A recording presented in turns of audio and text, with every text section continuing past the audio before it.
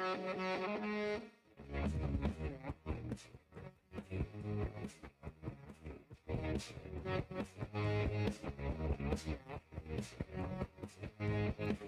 right, what's going on, everybody? Welcome to the show. It is Pushing the Limits on a Wednesday.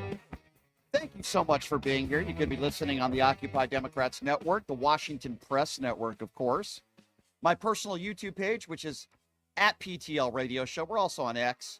We're everywhere. Blue Sky. And we appreciate you being a part of our show. Check out the website, pushingthelimits.live. We got a big show lined up for you today, coming up here at the bottom of the hour. Guy by the name of Leo Blundo. He is the Nye County GOP chair and the former Nye County commissioner. Now, he's still talking about election fraud and issues that happen in his district in the elections, even though Donald Trump won. So I'm interested to pick his brain on that and many more issues. So we'll get to him in studio coming up here in just a few minutes.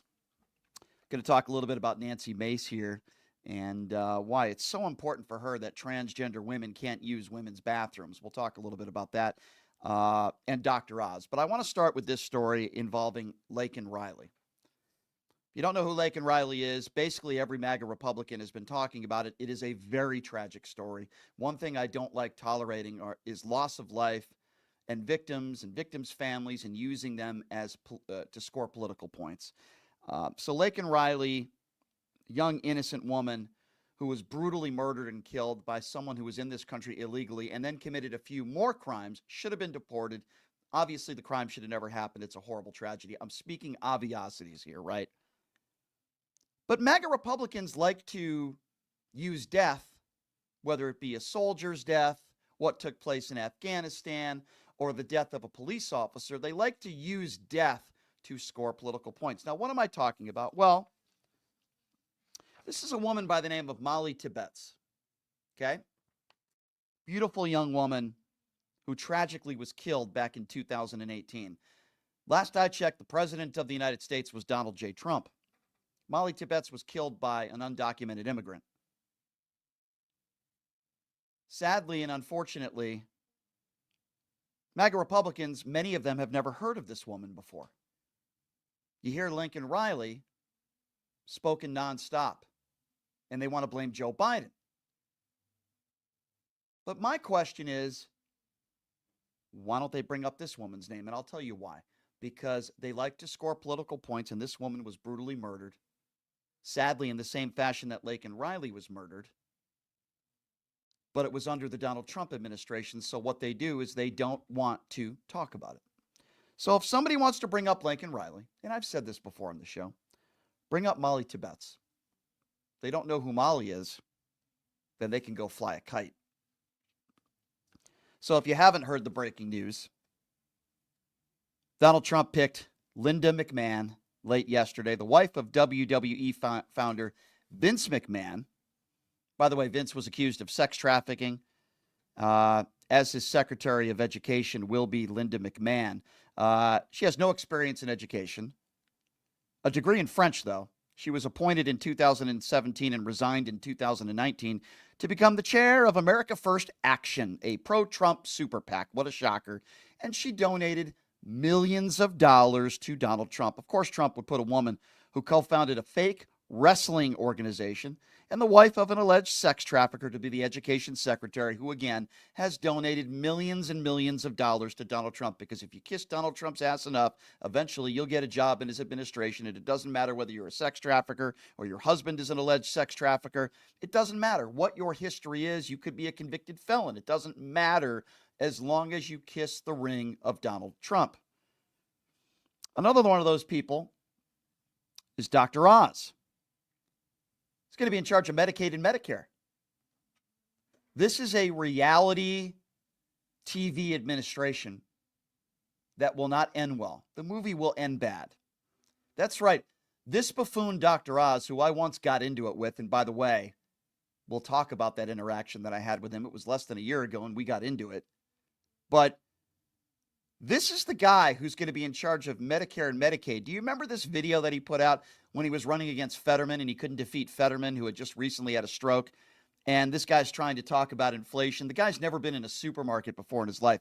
This is Dr. Oz, ladies and gentlemen, the guy who's going to be in charge of our Medicare and Medicaid. Have a listen to this. I thought I'd do some grocery shopping. I'm at Wegner's, and my wife wants some vegetables for crudité, right? So here's a broccoli. That's $2. Not a ton of broccoli there. There's some asparagus. That's $4. Yep. And carrots. That's $4 more. That's $10 of vegetables there. And then we need some guacamole. That's $4 more. And she loves salsa. Yeah, salsa there. $6. Must be a shortage of salsa.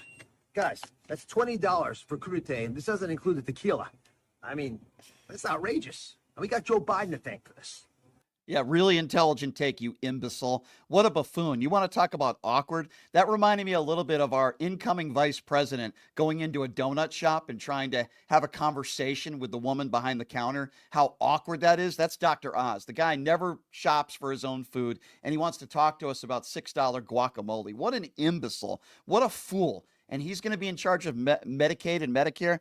Do you remember during COVID when Dr. Oz said he's okay with 2 to 3% of children dying so they can open schools? Folks, I'm not making this up. He said it on the Sean Hannity show. Dr. Oz, help us.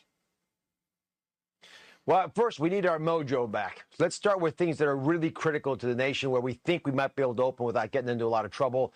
I tell you, schools are a very appetizing opportunity.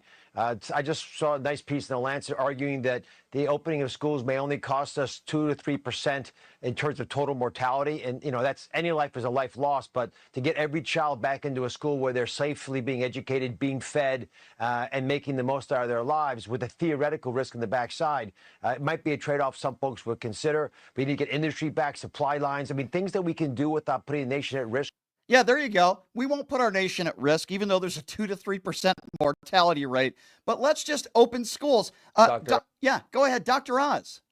Dr. Oz, help us. Yeah, please help us, Dr. Oz. 2 to 3% of children dying so that they can open schools. This imbecile is going to be in Donald Trump's administration. By the way, Dr. Oz, help us. Please help us. Dr. Oz is a moron. Let's be very clear on that.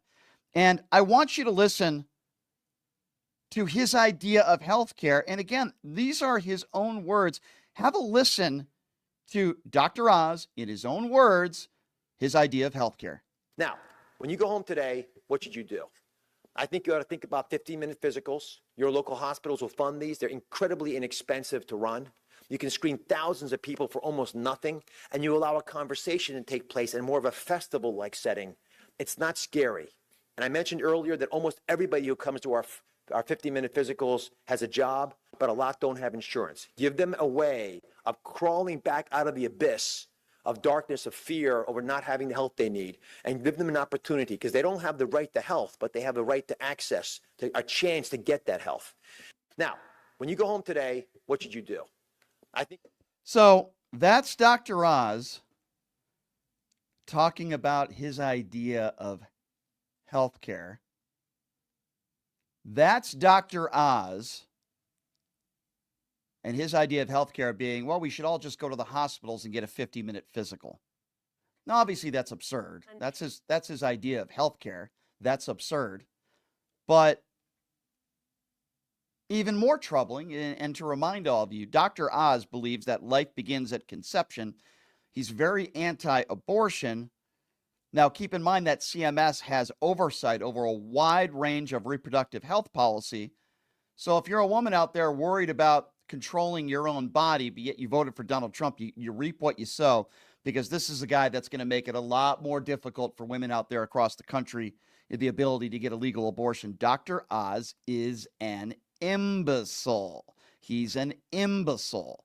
It's the reason why he couldn't defeat John Fetterman.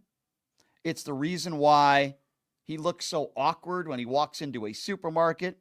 It's also interesting to me that the MAGA Republicans would even hire this guy, and Donald Trump would even hire this guy, considering that he seems to be pro-transgender.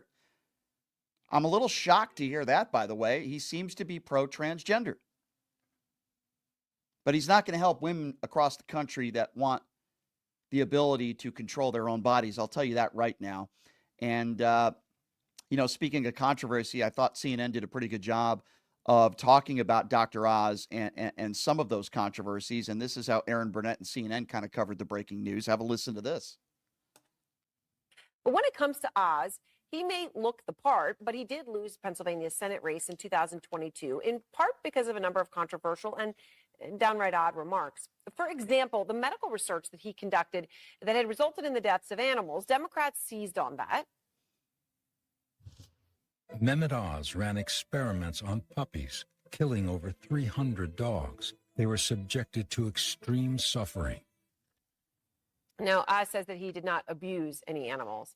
During the pandemic, he talked up the benefits of hydroxychloroquine as a treatment for COVID-19. A small study that shows statistical significance is a really important observation. Now, the FDA says hydroxychloroquine is unlikely to be an effective treatment for COVID-19. And in this era that we are in, if you happen to doubt the FDA, the Mayo Clinic says it is not recommended for a COVID treatment and notes that studies have shown people who take it are more likely to suffer from heart problems, on top of the fact that it doesn't effectively treat COVID. And then there are the weird things that Oz said. He was on a radio show and was asked about whether it's okay to have sex with a cousin. If you're more than a first cousin away, it's not a big problem. Every family has genetic strengths and weaknesses. And so the reason we naturally crave people who are not so like us is because you just have to mix the gene pool up a little bit. This is a man who just said he doesn't think there's a huge problem outside of a first cousin to have sex with someone that could be a member of your family.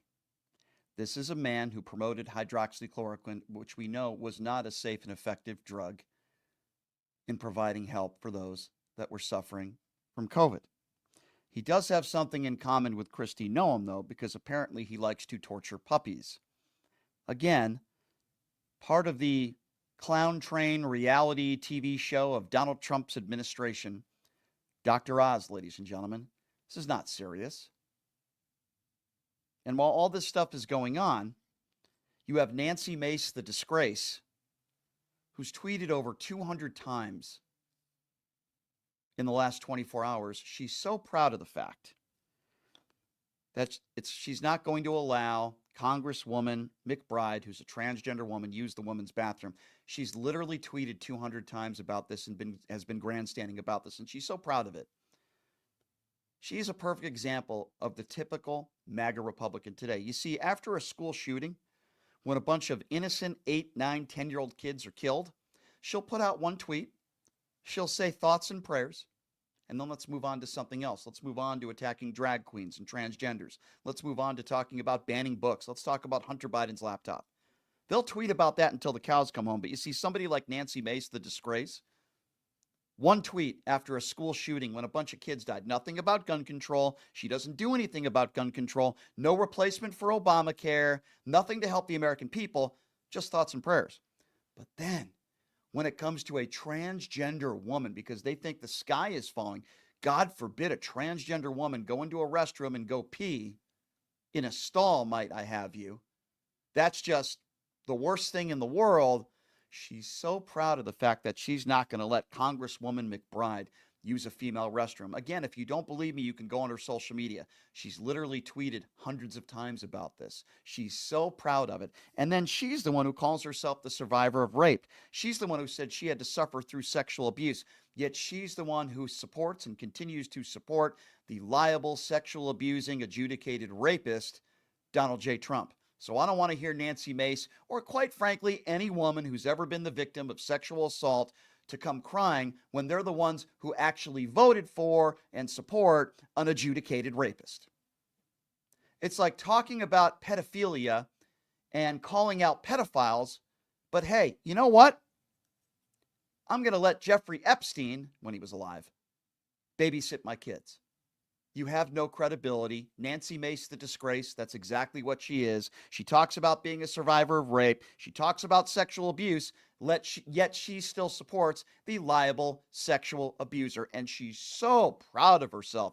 She's such a champion. If you listen to conservative talk radio and these buffoons on Fox News and Newsmax, she's so brilliant. She's such a hero. Why?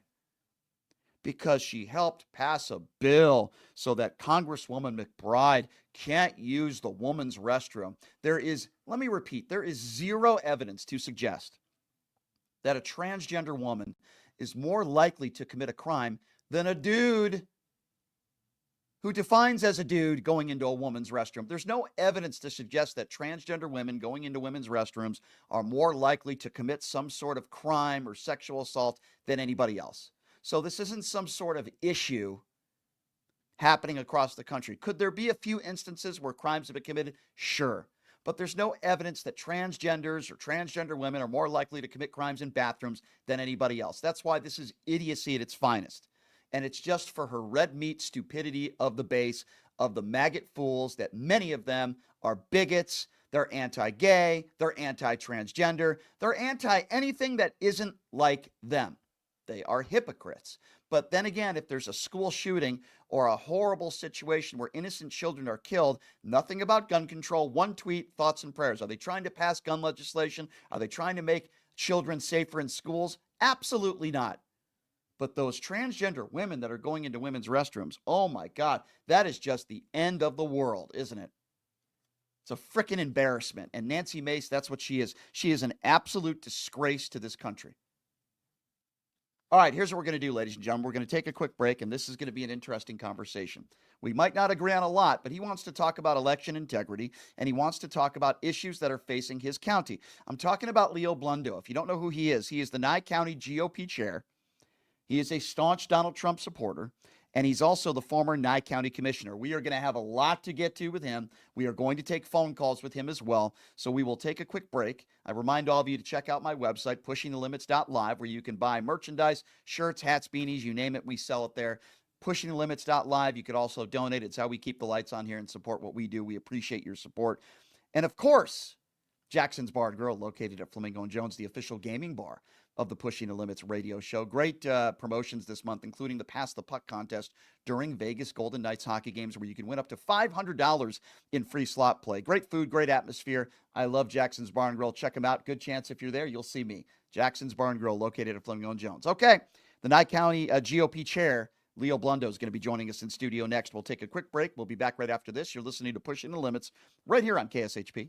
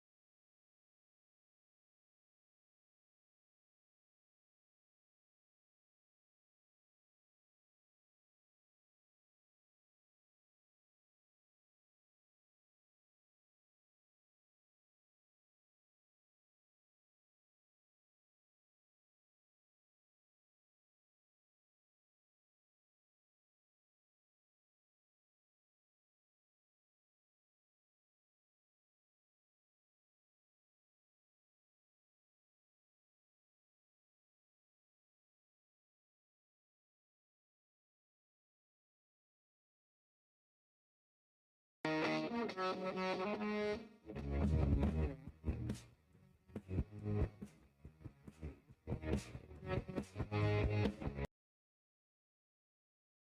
limits on a Wednesday. Thank you so much for joining us. We'll take some phone calls here in a little bit. A lot going on in what I call the crazy Trump train. Some of these hires. Will Matt Gaetz get in there as Attorney General? I don't know. We'll find out. But, you know, I interview all sorts of different people, both nationally and locally. Yesterday, I had Anthony Scaramucci on. We had Congressman Seth Moulton on the show yesterday. You've certainly heard of this guy if you live in the state of Nevada. He is the Nye County GOP chair. He's also the former Nye County commissioner. So it's a pleasure to have Leo Blundo joining us in studio. Leo, I do appreciate you being here. How are you? I'm fantastic. Thank you, Brian. Good morning. Good morning. You know, it is morning. It Yes, is yes. so, yeah, midday. Kind of a crazy news cycle, and we'll get maybe more to the national stuff with you, but I want to focus on local stuff first. So we've heard a lot about election integrity. We hear a lot, particularly from the right? We hear a lot about elections being stolen, but you know, Donald Trump won, but yet there are still some Republicans out there that are very unhappy with maybe the way things turned out in their county. And you're one of those people, right? You're a little frustrated with Nye County, with maybe how things were done, how you would have done things differently, which I do respect.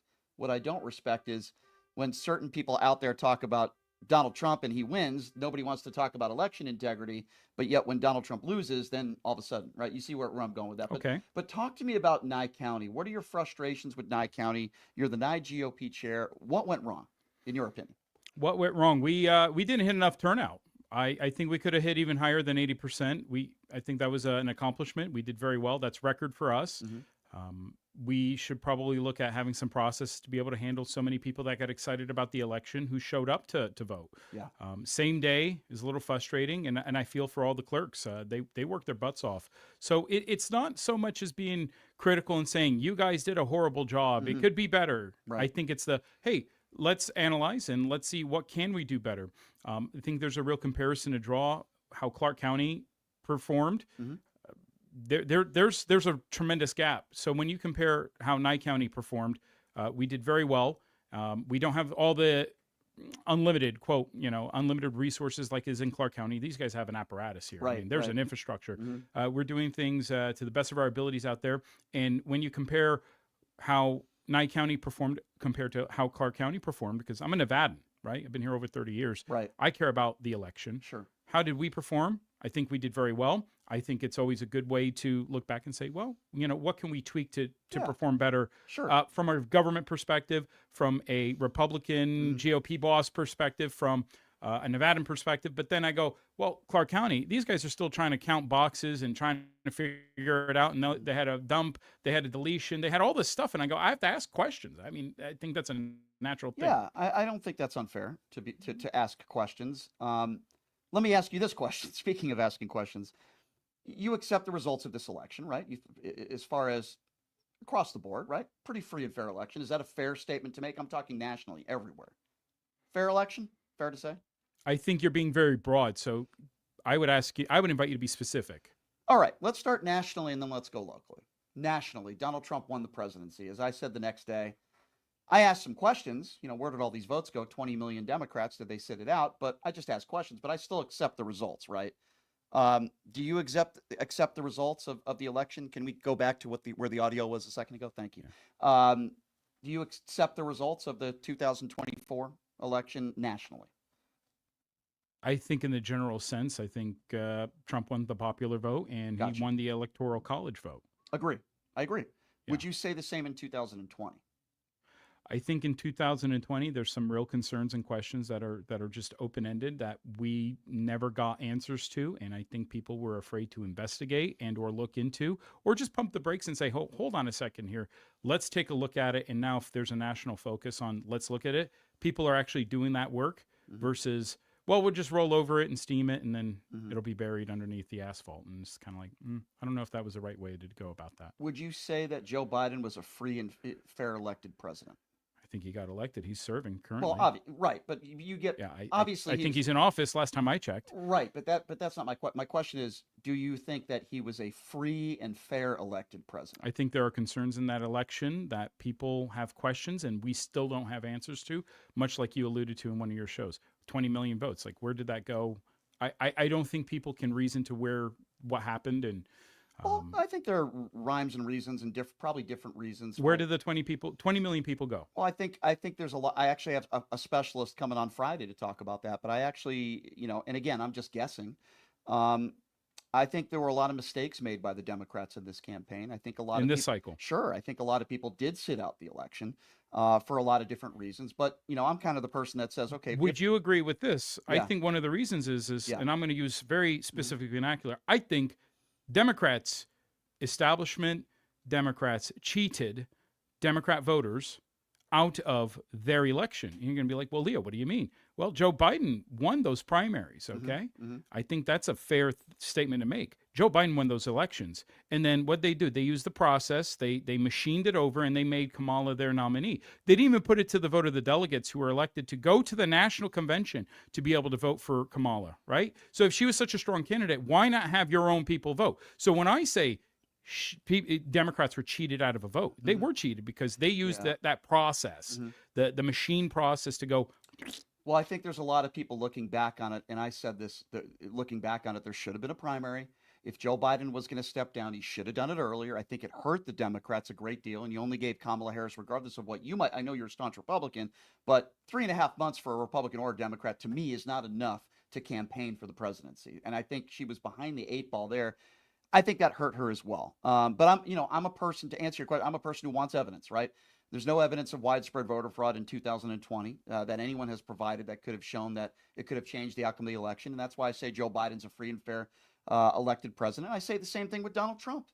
I might have asked a few questions. Geez, why did all these people sit out? But I don't see any evidence that there was widespread fraud in this election that changed anything. It was a very close election. I don't agree with Republicans characterizing it as a mandate. He won 1.7% popular vote. Do you consider this a mandate? Because I don't know if you said that or not, but I've heard a lot from Republicans calling it a mandate. This was one of the closest elections we've ever had.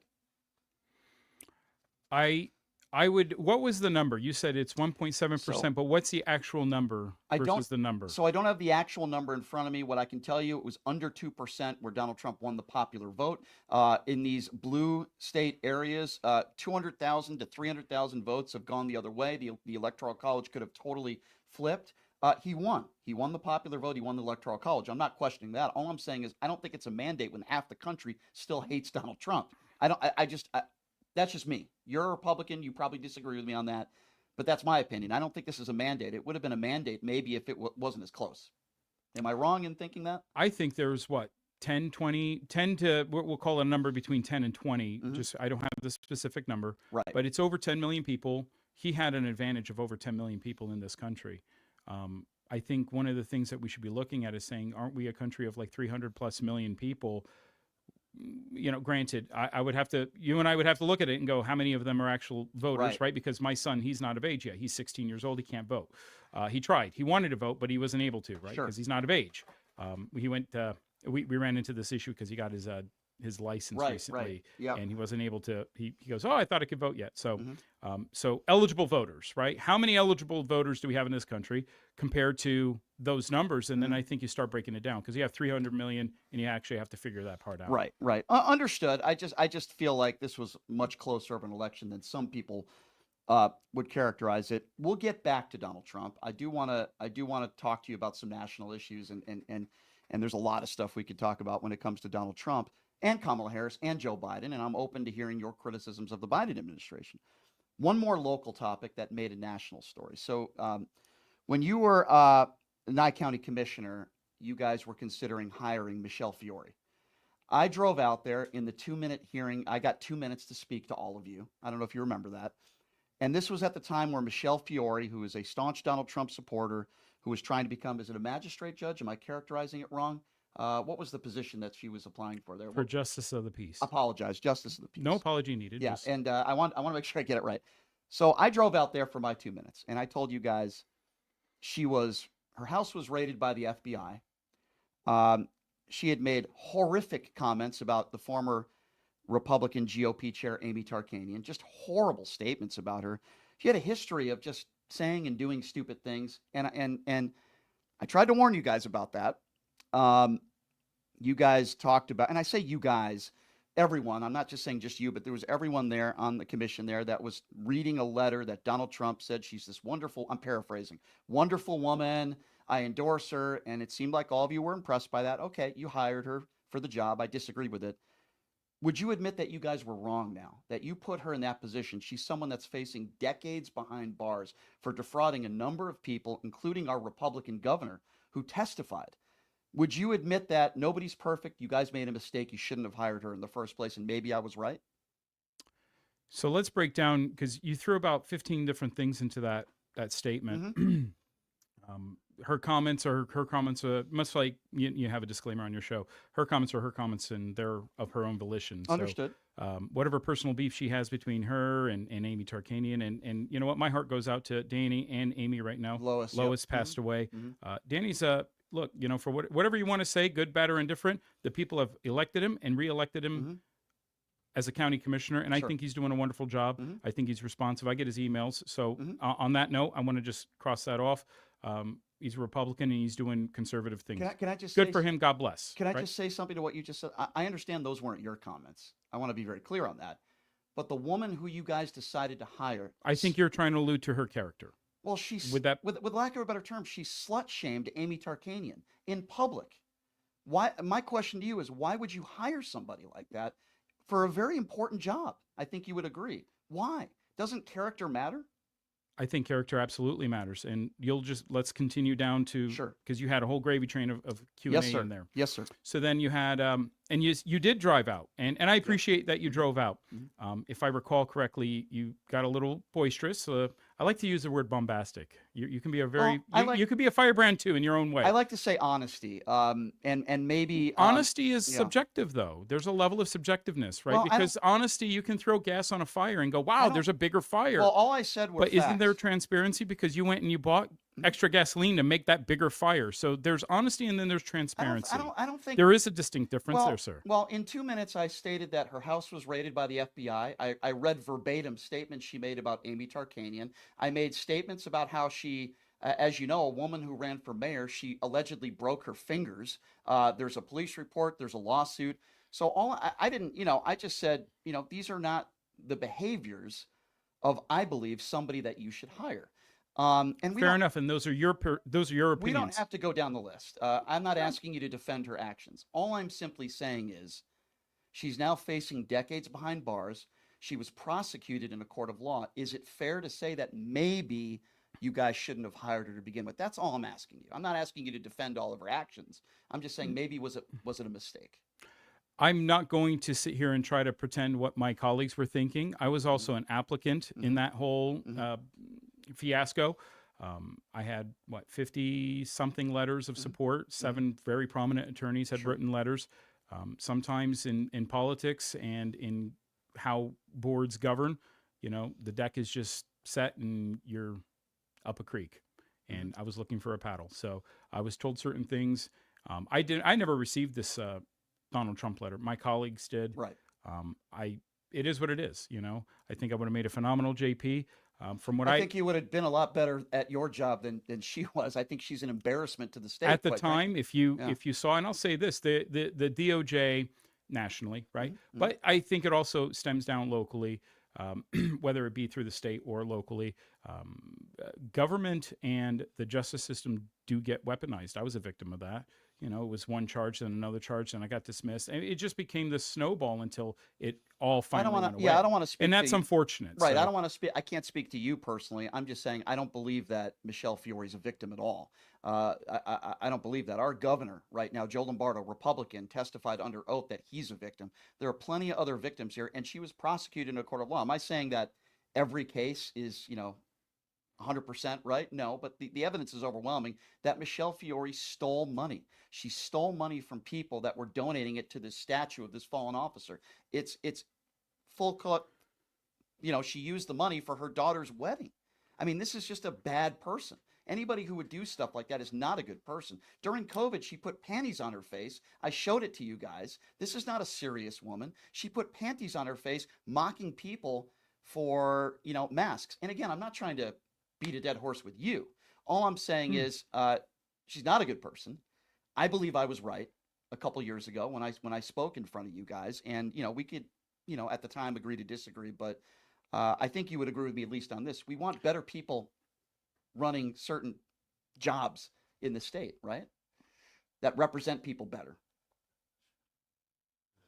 I would articulate and say, I see where you're trying to go with this, and you're saying, and let me phrase for you, that you would say that you want people of good character, Sure, who are exercising said good character. But I would also, I would like to agree with you and say, well, there's a little bit of grace in there because none of us are perfect.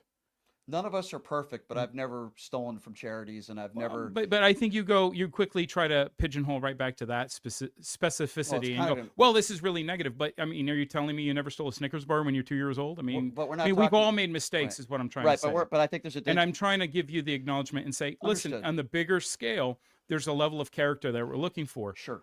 Because listen, I'm not an angel. Shit's happened in my life, and we roll with it, and we mature, and we have experiences that help shape and mold us. Okay. And you alluded to our governor. I believe he was a victim in this whole thing. He supported those officers. Sure. He was a sheriff of that department. He had the pack, all those things. I don't think that line of inquiry, the way the attorney went with it, worked. That's fine. The jury saw it one way, and that's fine too. I think the governor's doing a phenomenal job in the state, and I think the people are supporting that. So again, he had an issue there, but I think overall he's doing a great job. And then, wherever the deck and the cards fall is where it's going to be. We'll switch topics. In closing, I will say this, though. I understand what you're saying as a whole. Nobody's perfect. Obviously, I agree with you. But to my our knowledge, Lord and Savior, Jesus Christ. Understood. But to my knowledge, your home's never been raided by the FBI. You've never been alleged of breaking somebody's fingers. And you're not a convicted felon, right? I mean, No, sir. Michelle Fiore is. She's facing decades behind bars. So to be clear, we're not really talking about somebody stealing a Snickers bar. We're talking about a woman that's facing decades behind bars. But anyway, all right, that's here nor there now. She no longer holds that position. We're moving on from that, and let's move on to different topics. Let's talk about a national scale. Talk to me about Donald Trump. I want to hear from you as a Republican. You're a staunch Republican. You've been a Republican your whole life. Obviously, I'm not a Republican. Obviously, I'm not a Trump supporter. That's a nice way of putting it. But I want to hear from you. Why? Talk to me about Donald Trump. Why do you think he's the right man for the job right now? I believe in this state of affairs for the country, you need somebody, and he may be a little bit of a bully. He may be a lot of things people can describe him, but I'll tell you this, I think he's a leader, and those are a lot of the qualities that end up being, to be a leader, you need to be very strong. And people will say, well, you're bullying me. Well, that's a subjective statement. So I think Donald Trump has the embodiment of the things that we need in this country. You need to be very strong. You need to have that kind of willpower. We have national powers, Putin, North Korea, Ukraine. We have a lot of issues. You just can't be pushed around. America shouldn't be pushed around. We have the issues with China. I mean, it's just so many different things. At least people know what they're getting with Trump. I really think for Kamala Harris, I think people struggle because nobody knew what the hell she stood for. What did she? Like, give me an example of something where you don't know where she stood on something. Well, I saw so many interviews, on TV and stuff, and she would just avoid answering the question. She would just deflect. So give me like a something that's very passionate for you, a topic where you have no idea where she stood for on. It could be immigration, it could be gun control, whatever. I'm curious because I want to pick your brain on this. Okay, let's talk about the border. Sure. She would say, I guess they called her a border czar, but she wasn't. Mayorkas was. She kept switching back and forth on the position on the border. First, no, we brought the illegals in. No, we didn't. We did. I mean, I don't. At the end of the day, where did you actually stand on it? Just clearly articulate. Hey, we're going to close the border, and this is something Trump does very well. We're closing the border. But Trump never closed the border, though. Well, stand by. Yeah. His position, the words that came out of his mouth is, we're going to close the border, we're going to deport the illegals, and we're going to protect America. Great. I understand that as a voter, right? Where was Kamala? She's like, she flip-flopped back and forth, trying to protect and defend her positions. Yeah. And I think voters just never understood where the hell she came from. Well, I mean, and that's the contrast I'm trying to show with you. You asked me, give me a clear-cut example. I'm just trying to show the example. We're not trying to debate their policies or where they were or any of that stuff. It's just, I think he was able to say, I'm going to do X, Y, and Z. And then when it came to her, she couldn't say the same sentence in a simple, articulable fashion where voters could go, oh, okay, I understand that. When it comes to the border, he said he was going to build a wall and Mexico was going to pay for it. In fact, he ran on that in 2016. Like 4% of the border was built and Mexico didn't pay $1 for it. That's why I don't believe a word Donald Trump says for a lot of other reasons. As far as the border goes with Kamala Harris, I don't speak for her, but she wanted to get that border bill back in place. I am not saying the Biden administration did a great job in dealing with the border. I think we've had issues, I think you'd agree with me, at the border, which I do believe is a crisis, by the way, for decades and decades. Hasn't been fixed. But when she did talk about the border, she wanted to get that border bill back in place, wanted to get Democrats and Republicans back in the room. And in fact, it was Donald Trump who picked up the phone and did not want Republican senators to pass that bill. I found that to be problematic. But do you think that 20 million undocumented immigrants should be deported here? Because apparently that's what Donald Trump wants to do, including families and separating families and children that were even born here. What are your thoughts on that? Again, you're really good at doing this. You'll load a question with like 4 or 5 different things. So let's talk about the separation of families. So sure. Do you have kids? I do not. You no, do not. As far as I know. Ladies and gentlemen, Brian's here live. Presume you had a child and you're driving, you get pulled over, you had a warrant, God forbid something negative happened, you had a warrant. Right. Does the child go with you to jail? I'm just curious. Right. So you're talking. So there is a natural separation because you're going to jail for whatever negative thing that occurred. You have a warrant, and let's say you're just innocent. I don't understand that. There's still a separation there. I don't understand that analogy. Well, because an illegal immigrant is here illegally, so they're going to get separated, not because there's trying to be harm or malice, but if you go to jail, you're being separated from your family. Right, for a couple hours, and then you're going to see your family again. For a couple hours. Well, if you're talking about a DUI or something, you home. have to hope you're getting bailed out. You have to hope, you get an OR'd. If you're not getting one of those things, you're staying in jail, bud. Right, but the way the courts but the way the courts work here is if you commit a very serious crime, you still have your day in court. You still have a chance to defend yourself. We're talking about But your child's not with you the entire time. Right, but we're talking about some people who have been in this country for decades that pay taxes, that have been living here for decades, that are, some cases, married, have had kids that are born here. Do you believe there shouldn't be a pathway to citizenship for those people who pay their taxes? Yes, they came into the country illegally. We're not talking about violent criminals. I agree with you there. I think all violent criminals that come into this country illegally, I want them deported. I want them put in jail. We agree on that. I think most Americans do. But I'm talking about people that have been in this country for decades that pay taxes. Yes, they're illegal, but they have families here. Do you think they should be separated? There shouldn't be some sort of pathway. I guess that's my question. Again, if you have that issue and you get arrested, then you're going to naturally be separated just due to the arrest. I personally believe that at some point, Congress, because this isn't Trump, right? Congress failed. The processes and procedures failed. My parents legally immigrated to this country, okay? If you remember something called Ellis Island, we had legal immigration. So at some point, there was a tremendous breakdown in the system, right? And that was way before Trump, Biden, Harris. That was way before any of this stuff. Right. So we have to look at that, right? Do I think at some point there needs to be some way to be able to rectify it here today? I would like to think so. But again, you mentioned the bill that, you say, quote, Trump killed. Those bills that they put up in Congress, there's so much garbage loaded. I wish they had single issue bills where you can go vote up or vote down, because they'll load 543 different things into a bill, including somebody else's dirty laundry that has no business in here. I understand. They like to do that with the defense bill, the NDAA. I mean, there's so much garbage in there. I understand, but so yeah, the totality of that bill sucks. It shouldn't be voted for. We're talking about the border. We need the border. No, well, you can't do that. If the bill in itself is a bad bill, well, you might get one positive thing. Then vote it down, guy. The Border Patrol endorsed it. Langford, who Donald Trump characterized as one of the toughest Republicans when it comes to immigration, is one of the people that helped put the bill together. They negotiated. You're not going to get everything on both sides what you want, but again, it's a start. And I think starting with something is better than having nothing at all. And I understand you have some disagreements with what was in the bill. I do as well. Kamala Harris did, Democrats did, and Republicans did. But I think it would have been a good start. But I think I want to. Wouldn't you agree now that, because I'm sure you're not happy about this, but we have Trump, we have both No, I'm not. houses. No, I'm not. For a lot of reasons. We have Trump, we have the U.S. Senate, Yep. and we have Congress. Mhm. In my opinion, there should be no excuse why people can't get behind a bill and start really rectifying some of the big, broader issues that we have in this country. Well, we'll see. You We'll see what they do. But I feel sorry for people like DACA. right. Right. Those kids had no choice. Yeah. They had no choice. But again, there's a financial component to all this conversation. Mhm. These undocumented illegal immigrants that do pay taxes. Let me just agree with you there. The ones that are doing it right and just like they put their heads down. Right. The ones that are doing right, and hopefully they're not voting. I'd like to believe that. Yeah. That money goes to the IRS, but they don't file a tax return. So where does it go? The IRS is just gobbling it up.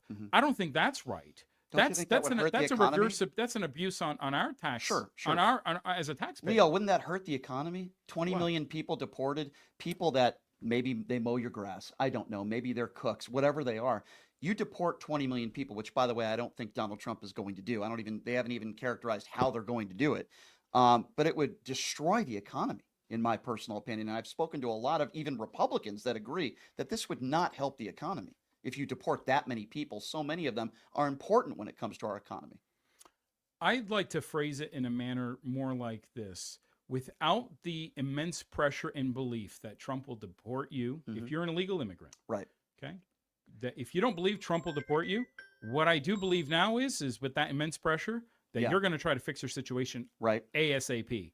And now their opportunity to fix that, presuming that, the House gets their affairs in order, and there's an opportunity Sure. to have the process, a Yep. legal process to go, hey, I'm illegal, mistakes were made, but I love America, Sure. and I want to assimilate, and I want to be American, because that's what my parents did. They assimilated. They Right. didn't go, well, I'm from China, and we're going to do China. Right. Great.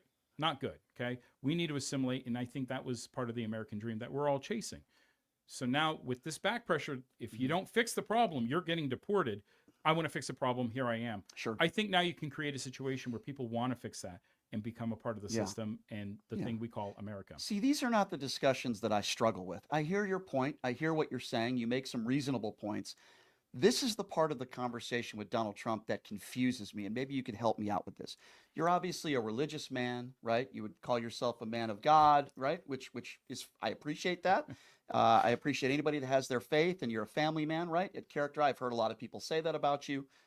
So my question to you is this: even though you obviously disagree with you're a Republican, you disagree a lot of what Kamala Harris stood for, I would imagine.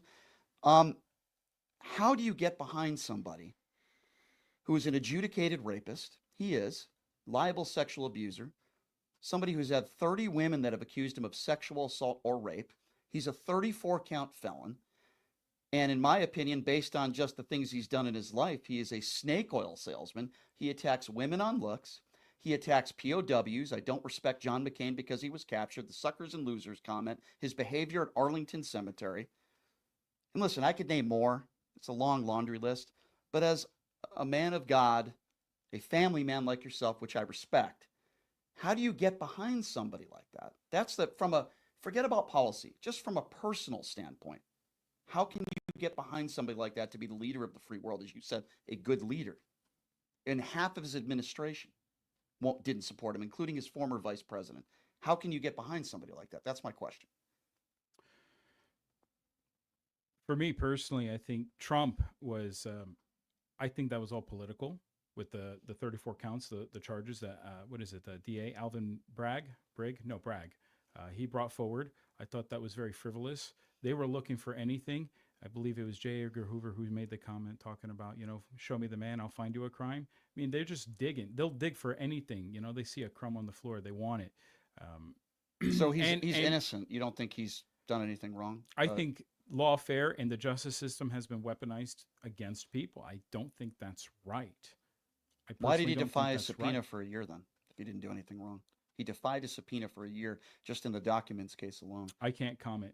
We should get Giuliani. Isn't Giuliani was I'd love attorney to at the get- time? I'd love to get rid of Giuliani. I can't answer that. So Okay, so let's start with that, and we don't even have to talk. and in this day and age, with the Me Too movement, and let me just say, I support people. If you have had a very unfortunate circumstance, you've been raped, anything like that. I think you need to get help. I think you should be able to do something about that kind of situation.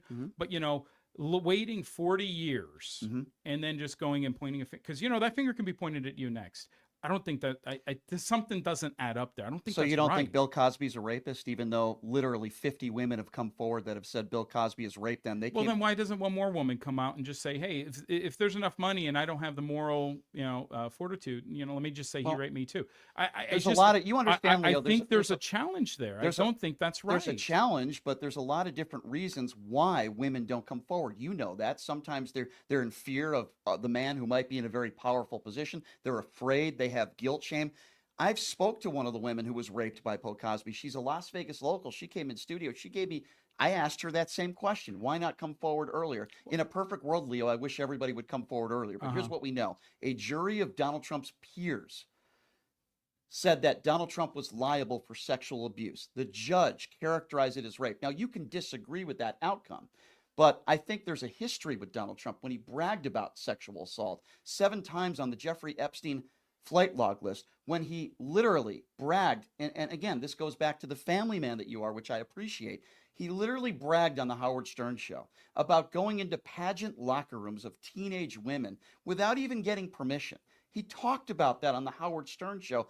And I say to myself, forget about the legal stuff. Let's put that off to the side. Just from a moral standpoint, Leo, the behavior of Donald Trump, I surely you can't endorse that. Forget about whether you think he's a criminal or not. I'm willing to put that off to the side for argument's sake. What about the behavior? Attacking women on looks, attacking Gold Star families, attacking POWs, going into women's locker rooms and bragging and boasting and looking at naked women. Surely you can't condone that sort of behavior, right? You're not that man. That's not the behavior that you would do. That's not the behavior, I don't know, you have kids, right? That's not the behavior that you would want your children to aspire to be. So why have him be a leader, as you say, of the free world? I would think and articulate. So my job is, because you keep alluding, I'm a family man. So well, you are, right? My role is to teach my son to the best of my abilities and try to impart good values, sure, good core values, right? So when he's out in the universe, because, the universe is just flying, right, things at you, when he's in his locker room with his buddies and the shit talk's rolling, right? And those comments are getting made. My son may not agree with them and don't partake in them. Have the confidence to either walk away. Right. So again, you asked me a lot of questions about Trump and this, that, and the other thing. And it's like, well, I can't speak for Trump. Trump's got his own mouth. He knows how to say and defend himself on that kind of stuff. I'm not asking you to speak for him. I just want to know why you would support him when he behaves it's a lot of locker room talk. You're telling me you never made comments. You never opened a Playboy magazine. You never looked in that thing and go, oh yeah, she's hot, or this one isn't so hot for me, right? You never made that kind of judgment. So I'll answer that. So let me ask you this question. Can I answer that first? So I think there's a difference between opening up a Playboy magazine and making a comment about a woman's body than talking about grabbing them by the private parts and going into a locker room when you own the pageant and bragging about just storming into a locker room when women are naked. I think there's a difference between talking about a Playboy magazine and being a liable sexual abuser. He literally has 30 women, including his ex-wife, in court documents in a deposition that said that he raped her and then he paid her off. So I think there's a difference between looking at a Playboy magazine, which I have done in my life, and commenting on a woman's body, which I have done in my life, and the behavior of Donald Trump. I think those are two completely different things, in my personal opinion, to answer your question. I would also, but now I would relate it to, I walk into my business and I go straight to the kitchen. And I'm able to walk right in the back over there, okay? Because it's my business, and, and I own the place, right? Nobody questions that. So yeah, hey, Leo, Leo walked in. I'm walking in. I go to my restaurant and I'm walking into the kitchen. Into a woman's locker room? Excuse me, no, not the walker room. I'm talking about my restaurant right now. So I'm able to do that. So now if he owns that function, and these women, I'm presuming they're dressed because they're going to be on pageant, and he walks through there because there's so much context that's just stripped from this one statement. And then you add in, there's a little flamboyance, there's a little showmanship and all these other things. So you're taking what happened here, and then we strip some things out of it, and then we add all this other stuff. It just becomes this convoluted mess. All I'm doing is stating exactly what Donald Trump said on the Howard Stern show. Yeah, so he owns a pageant. So if you own a pageant as a man, you should be able to walk in. Well, you're about to see them all on stage. What's the difference? Not naked. Not naked. Who said they were naked? Donald Trump said they were naked when he walked into the locker room. He said some of the women were naked, and he just walked in there. And since he owned the pageant, nobody told him what to do. You're comparing that to owning a restaurant. Or we're not talking about What going I'm into the saying kitchen. is the modes of function are very similar. I own this thing. I'm walking through what I perceive to own it. I'm in my kitchen. He's in the backstage. I think you're just drawing straws, trying to extrapolate like a moral sense, like he's an undecent person. I think he's a good guy. I think he's doing the job that he needs to do. He did it in his first term, and I think he's going to do an even better job. He doesn't have. I think Trump has. I think he learned from his first term. There's a lot of swamp creatures in D.C. And coming around this time, I think he's emboldened and enhardened. He's got the mandate. The people support positive change in this country, righting the ship. Okay, I thought it was actually really strong where Biden and Trump, they met, they shook. If you ask me, I think Biden personally, this is Leo's opinion, I think Biden voted for Trump, to be honest with you. I respectfully disagree with you on that. I think Joe Biden did something that he had the hat. Yeah, well, I disagree with you. He wore the hat. You remember that? I don't think He there's put any the Trump hat on. Yeah, I don't. Yeah, well, that was a joke. He was having a flamboyant moment, I guess, with a Trump supporter. He was showing a sense of humor. Well, I will respect the fact Yeah. that if it was just a moment with the Trump supporter, that he didn't just. But let's talk about the handshake. I want to talk to you, Leo, about that handshake. So Joe Biden did something that Donald Trump never did. Joe Biden invited Donald Trump to the White House, showed decency. Kamala Harris picked up the phone, congratulated Donald Trump, conceded. Joe Biden congratulated Donald Trump. There was no insurrection. So, yeah, I thought that was very nice of Joe Biden to do that. Doesn't that bother you that Donald Trump didn't do the same thing? Didn't offer Joe Biden an invitation to the White House? Obama did the same thing for Trump. Doesn't that bother you that he still has not conceded the election and he hasn't didn't invite Joe Biden to the White House? That doesn't bother you? No. Doesn't bother you at all? I'm not living in 2020. I'm in 2024. Well, I mean, you just talked about the handshake, right? That happened. Today's handshake, right? Right. It wasn't today. It was a few weeks ago. No, I thought it was like last week. Yeah, maybe a week or two Okay, ago. all right. But, I mean, if you don't want to talk about something from the past, then why do Republicans always want to criticize Joe Biden for the past? Why do you guys want to talk about the past, about policy? I'm just talking about character. You said he's a great guy. I think he's a great guy. I think he's going to be a phenomenal president. I think he's learned from his past transgressions. I think he's got a golden opportunity. I think it's ours to lose here. You know. I mean, okay. I mean, we can get off the character stuff, but just to characterize why I don't think he's a great guy. Attacking women on looks, having nicknames for people, attacking members of our military. Would you consider that great? I don't. Well, you say you like to characterize. You go from John McCain to characterizing the entire military. I think that's a very General Milley's lying. I think that's a very disingenuous way of going about that. I don't think that there's very little transparency because you're slamming it all together, right? Well, General bang, Milley, bang, bang, and then you want to just try to hammer a point home. But the point you're trying to make is very disingenuous. You know, I think Trump has done more for the military. He got phenomenal military spending. I think he's wanting to protect the border. He wants to protect. He brought how many people back from Afghanistan? And you remember he released 5,000 Taliban terrorists. Remember he showed that terrorist. He showed him the picture. He goes, here you go.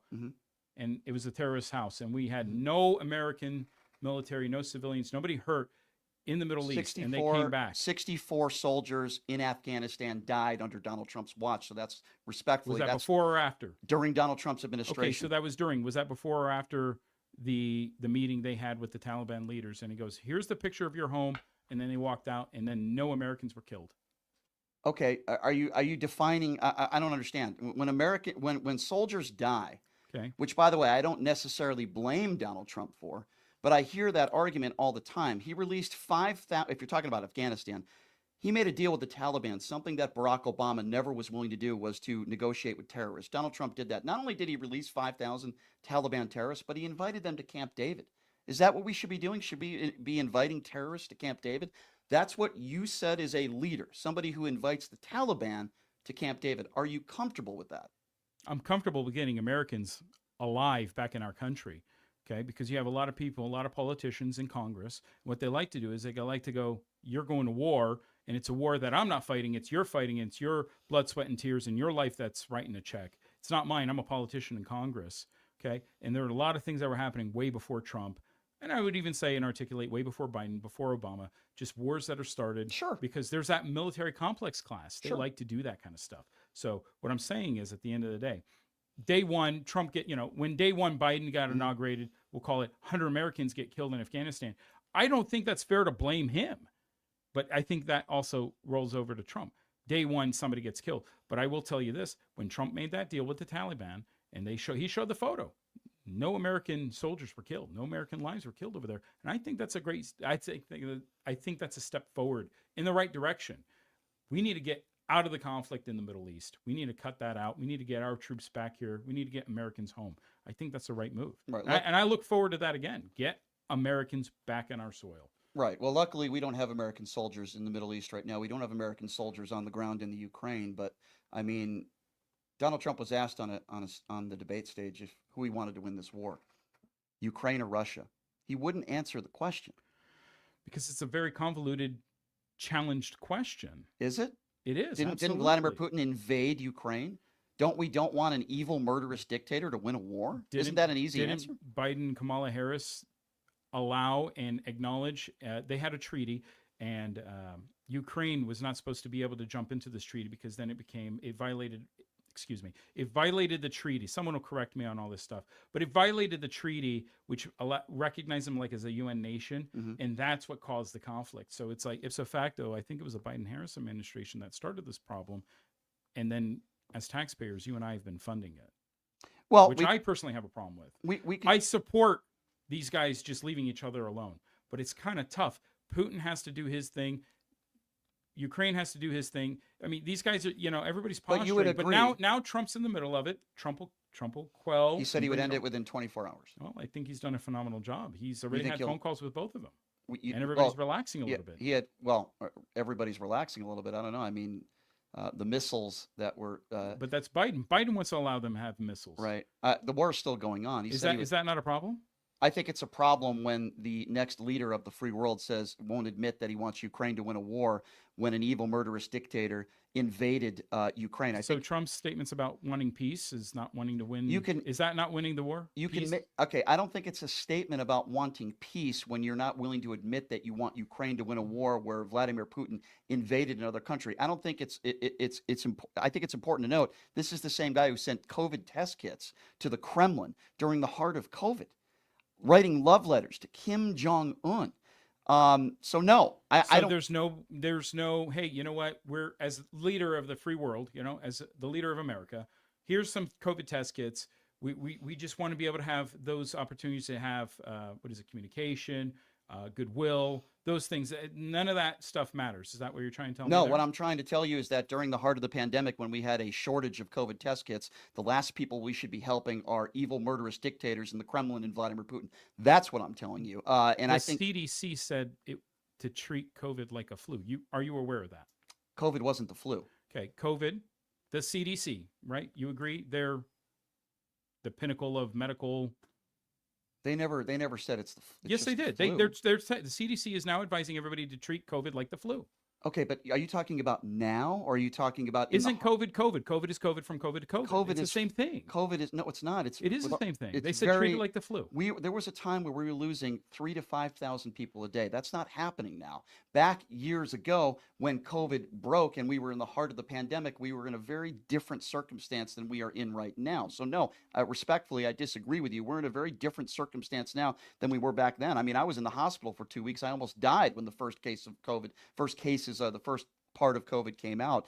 We were losing 3,000 to 5,000 people a day. COVID is far less serious now than it was years ago under the Trump administration and the early parts of the Biden administration. So all I'm simply saying is I think So is there a blame there? Here's where I would put the blame. Understand where you're coming from. So here's where I would put the blame, and you can tell me whether you agree or not, Leo. Okay, and then we'll take a break, and then we'll take phone calls on the other side. Donald Trump said 15 cases down to 0. It's going to be gone by Easter. I don't blame Donald Trump for COVID, right? Even though he claims he's so tough on China, and we know it was produced in China, accidental or not, but that's another story. He used COVID press conferences and turned them into campaign rallies. He said 15 cases down to 0. It's going to be gone by Easter. And I felt like it was extremely mismanaged and not handled properly.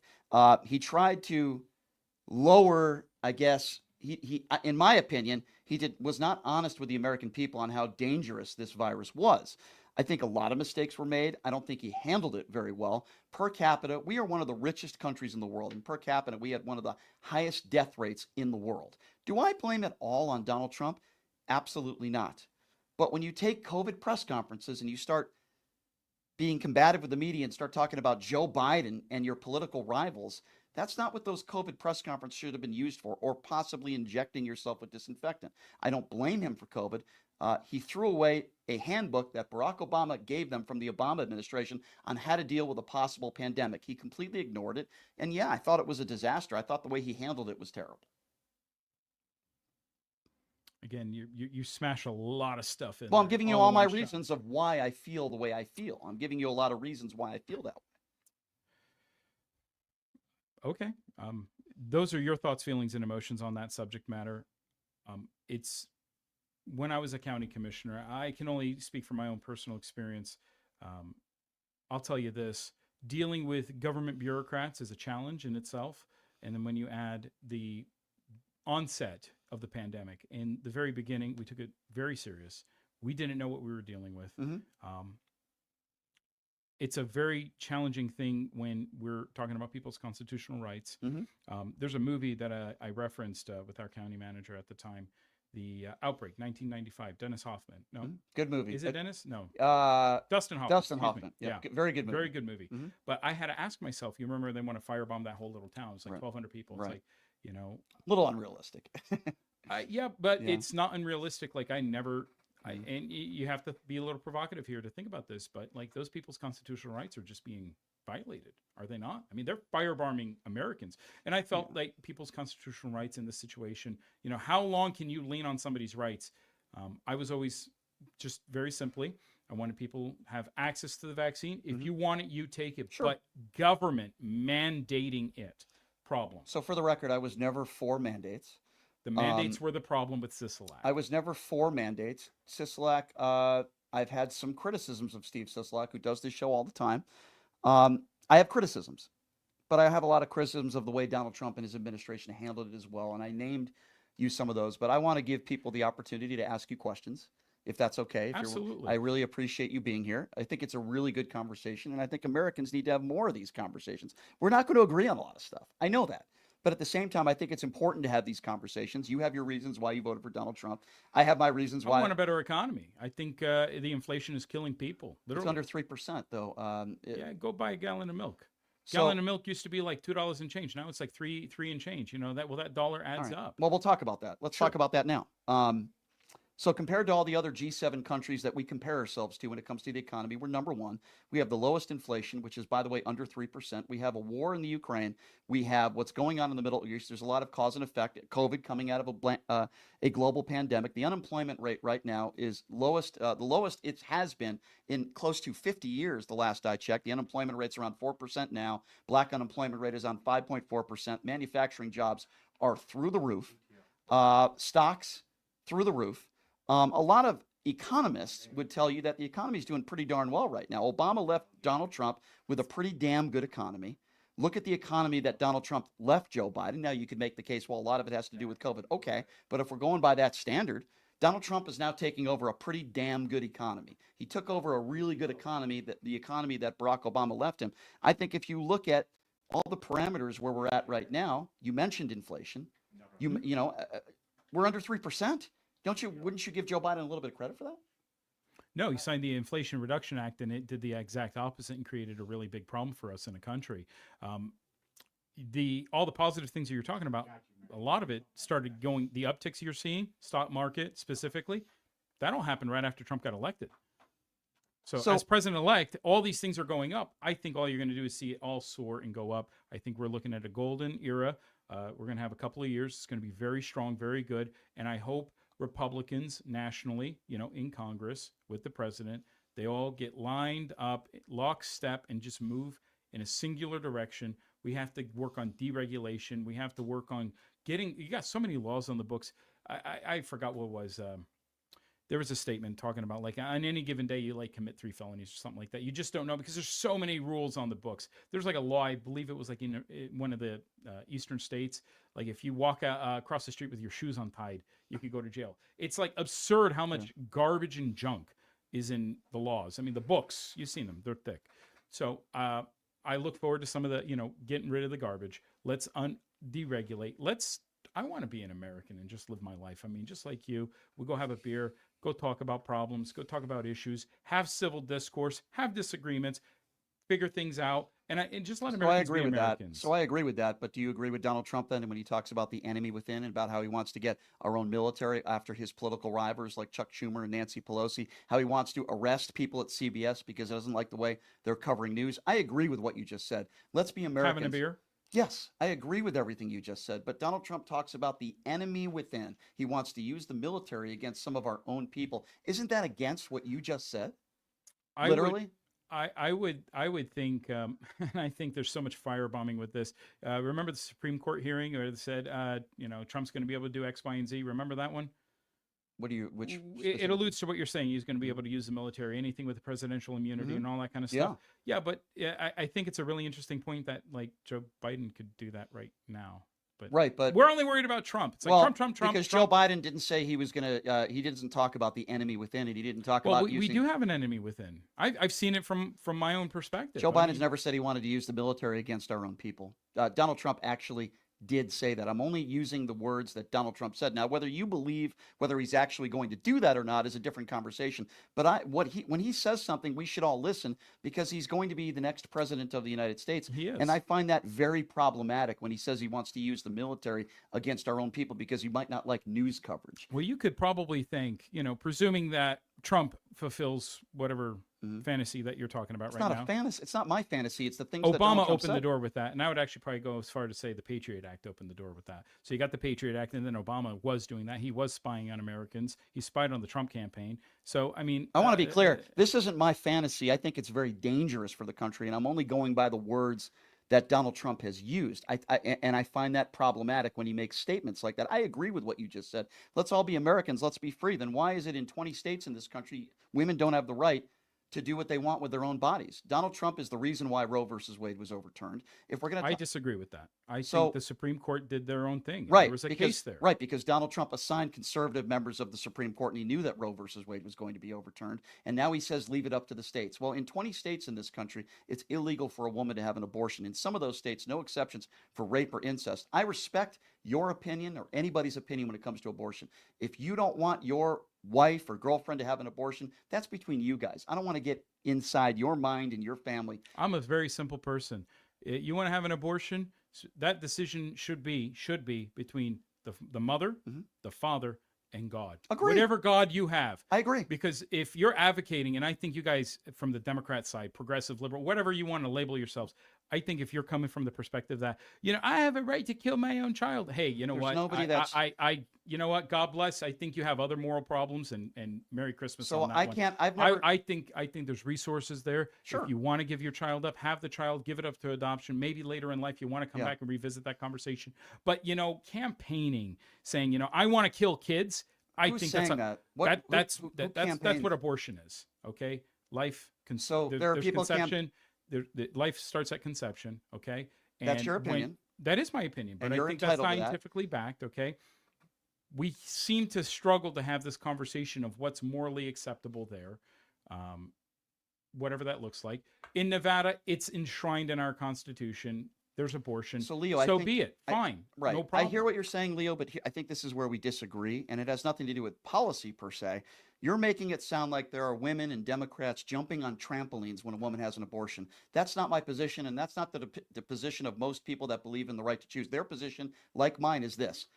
I believe a woman should have the right to make what would be a very difficult decision, but I want to leave that, like you said, to start between the man, the family, the doctor, you name it. Donald Trump, because Roe versus Wade was overturned, because of the Supreme Court justices he helped get on the Supreme Court, in 20 states in this country, they have taken that right of a woman away. She can't make that decision. In my opinion, is that geography should have nothing to do with a woman's body. What do I mean by that? If you're living in a state where abortion is illegal, or God forbid, we know it happens, I wish it didn't, a woman is raped, she shouldn't have to drive 700 or 800 miles to get an illegal abortion. I think that's wrong, Leo. I agree with what you said to start this conversation, which was that's between the family. The man, I agree. the woman, and God. But Donald Trump overturning Roe versus Wade is not doing that, Leo. Almost half the country, it's illegal to have an abortion. You're taking that right away from a woman. I agree with what you're saying. I think fundamentally we agree, even though I disagree with abortion. I think you should. I'm a pro-life kind of guy, okay. and that's okay. Yeah, I'm just saying, okay. at the end of the day, it should be that woman, the man who was in there, right, and God. I agree. You three have that conversation. You Leo, figure it out. we agree. Even though we might disagree on abortion, I respect your opinion, and you have that right to feel that way. 20 states, But, having what is it, anti-abortion laws? It's and stuff illegal like to have an but abortion. it's a states' rights issue, and that's what the Supreme Court kicked it back down. If Congress, a law that's been in place for over 50 years. If Congress wants to figure something out and do their job, Mm-hmm. the janitor at the high school, there's a higher job approval for that guy versus what Congress does. Okay, Congress has a job to do. I think Speaker Johnson has tremendous. He's got his hands full. All right, those guys really need to get the job done. We're going to have. Do you think Matt Gaetz? Do you think Matt Gaetz has gotten the job done? We have the presidency, we have the U.S. Senate, we have Congress. Understood. These guys got to do the job. Matt Gaetz, a guy that's never passed a bill in Congress. Forget about even the